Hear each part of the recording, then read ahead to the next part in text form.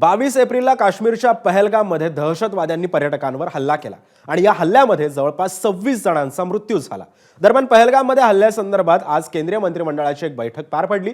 या बैठकीमध्ये सीमापार लष्करी कारवाईवर आज राजधानीमध्ये शिक्कामोर्तब झाल्याची शक्यता आहे। कोणता मोठा निर्णय होणार याकडे सुद्धा लक्ष लागलेलं आहे। मंत्रिमंडळाच्या बैठकीनंतर वरिष्ठ नेत्यांचीही एक बैठक पार पडली। या संदर्भात अधिक माहिती देतो आमचा प्रतिनिधी सोमेश कोलगे सध्या आपल्या सोबत आहे। सोमेश, नेमका आता कोणता मोठा निर्णय होणार आणि नेमका बैठकीमध्ये नेमकं काय काय पार पडलेलं आहे? नक्कीच केंद्र सरकारच्या मंत्रिमंडळाची बैठक आता झालेली आहे। यासोबतच केंद्रीय मंत्रिमंडळाच्या सुरक्षा विषयक सल्लागार समितीची बैठक झाली आहे। केंद्रीय मंत्रिमंडळाच्या राजकीय घडामोडींसंदर्भातल्या समितीची बैठक झालेली आहे आणि पार्लमेंटरी अफेअर्स कमिटीची बैठक झाल्याचं कळतंय।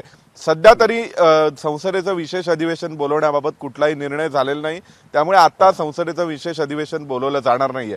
परंतु दुसऱ्या बाजूला जो निर्णय हा सैन्य दलाचे प्रमुख घेतील, त्यासाठी काल पंतप्रधानांनी सर्व सैन्य दलाच्या प्रमुखांना शब्द दिला होता की तुम्ही निर्णय घ्यायचा आहे आणि तुम्हाला फ्री हँड आहे। तर त्याविषयीचा निर्णय हा आज केंद्रीय मंत्रिमंडळाच्या सुरक्षा विषयक सल्लागार समितीमध्ये झाल्याची शक्यता आहे।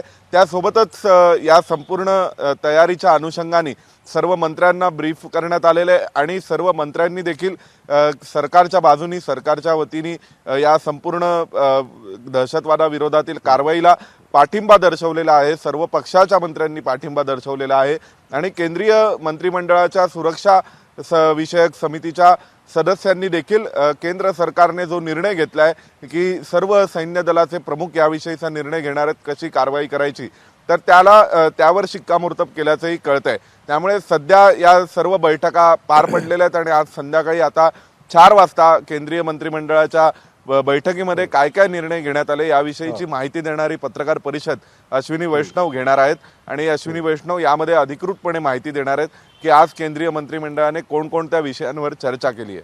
खरं, धन्यवाद सोमेश, तू दिलेल्या अधिक माहितीबद्दल। त्यामुळे आता पत्रकार परिषदेनंतरच आता कळेल की या बैठकीमध्ये नेमकं कोणकोणत्या मुद्द्यांवरती चर्चा झालेली आहे। एबीपी माझा, उघडा डोळे बघा नीट।